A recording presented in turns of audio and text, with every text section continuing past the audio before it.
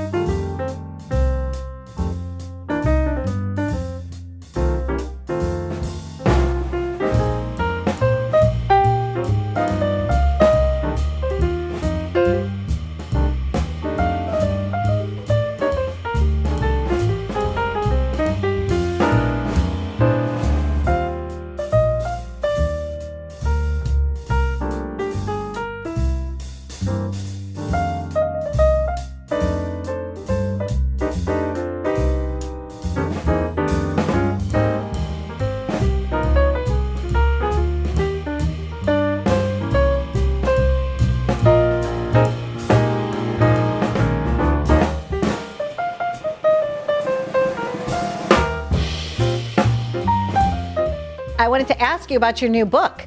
So I grew up in Missouri, and I read that you grew up in Missouri, and I'm holding a copy of your most recent book, Son of a Junkman. So I'd like to learn a little bit more about what made you decide to tell this poignant story about your own journey. Well, thank you. I don't know how poignant I make it. It was a fun trip. Was putting in my 91 years. Also, I have to tell you the truth. I'm a Kansas City Kansan, not Kansas City, Missouri. Okay. Well, I guess we can still be friends. I have pride in that fact because Kansas was anti-slavery and Missouri was pro-slavery. So, nah.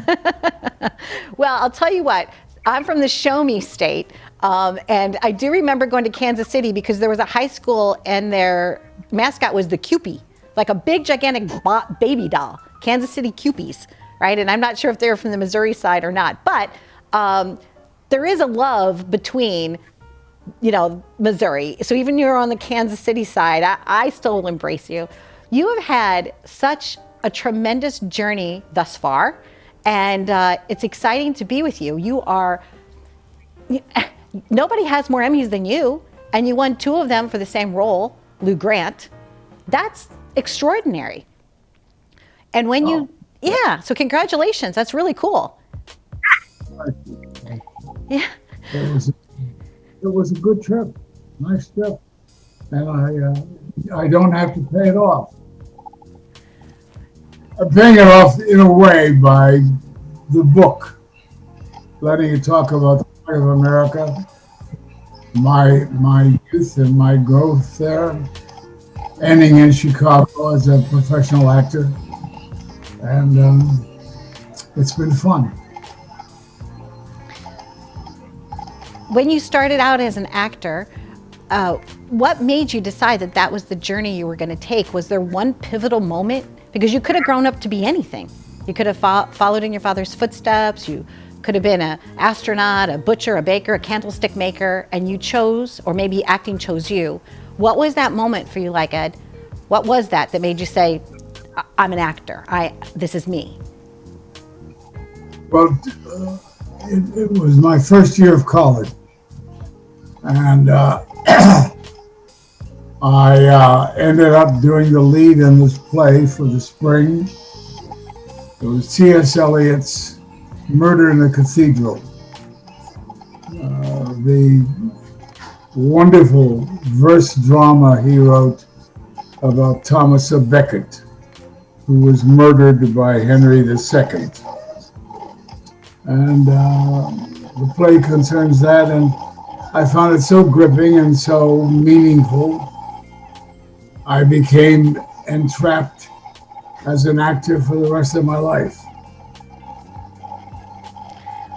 When you're getting ready to play a role, and you've played numerous, is there a process that you go through with each character that you're bringing to life? Is there a certain step or way that you go about things each time? No, I think I bathe myself in the whole persona. And if I like what I read and what I experience, then I want to be part of it. Down, Fang. More has a boss who's tough. Yes, more loves that hackney stuff. Cause more knows what viewers go for. Else what would they watch her show for? Help! I have a responsibility to maintain the high standards in this newsroom.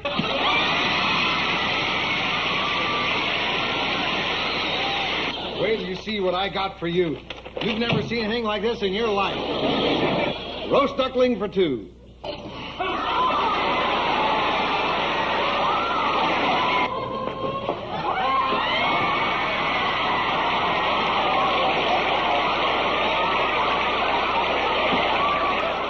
I never saw a part I didn't want to do.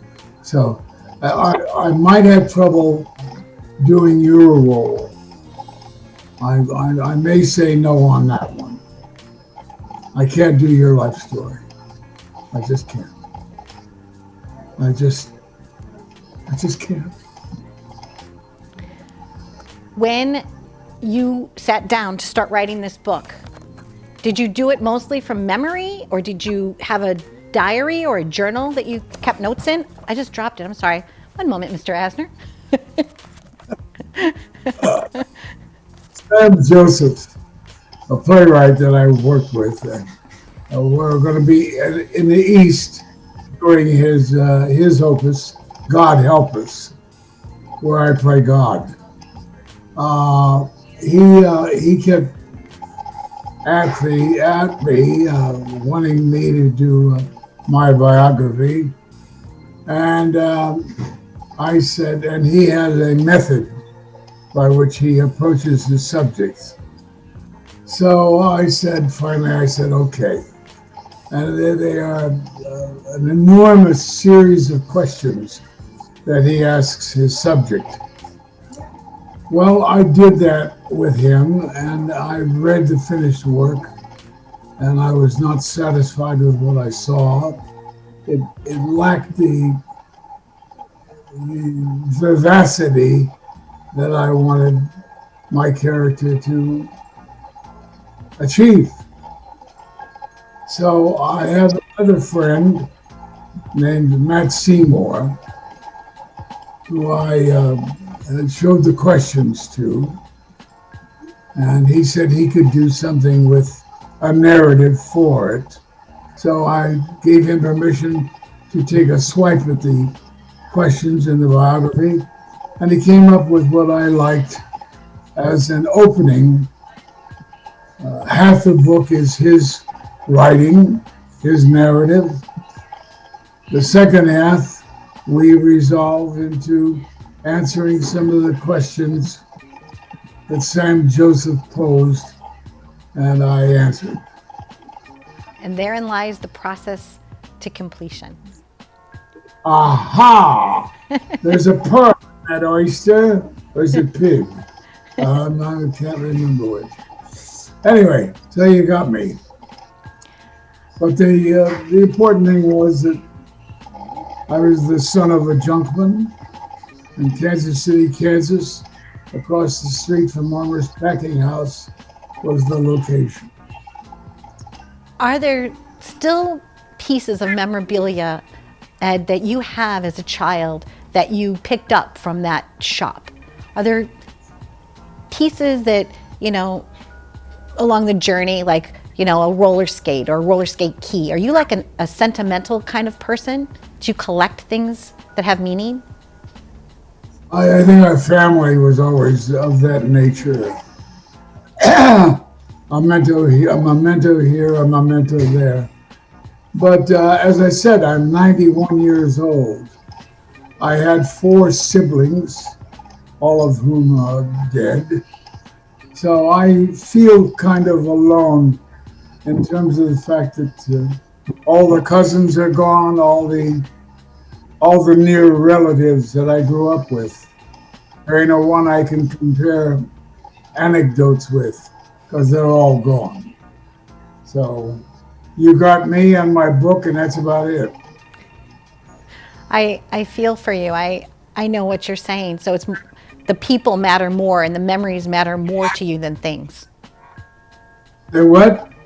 The people and your memories matter more to you than actually physical things. Like this mug is a mug and you have mementos, but your memories and your cherished thoughts of the people that you love are what you hold dear to you now. Exactly. So for you, what are you, of all your roles, is there a role that you're a fan of? One of your favorites? Well, Rich Man, Poor Man is certainly one of them. I love the cast that we had there. I love the script. It was a good adaptation, and I love the fact that I had no idea they would cast me, and I was delighted they did. We made magic. And of course, the seven years of Mary Tyler Moore, the comedy, followed by 5 years of Lou Grant, the drama.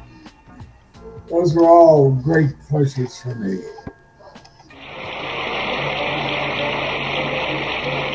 Gore gets those close-up shots. Gore is the one that fans adore, 'cause the show is owned by Moore.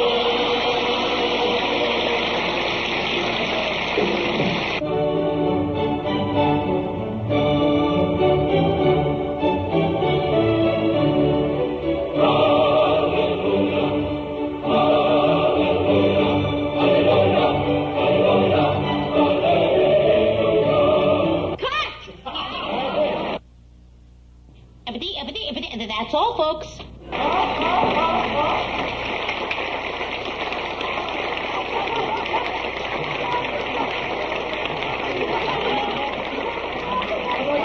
When you were working recently on Cobra Kai, what did you enjoy most about that? It's the shortness. Well, I didn't have that much to do. And we did it quickly and well. And I was very surprised at the response it got from so many fans out there who were evidently watching the show and surprised to find me on it. So I was delighted that they chose me, and the fact that we logged a couple of episodes in there together. I don't know how far it can go, if it will go at all. But I'm glad that people are listening and watching and taking notes.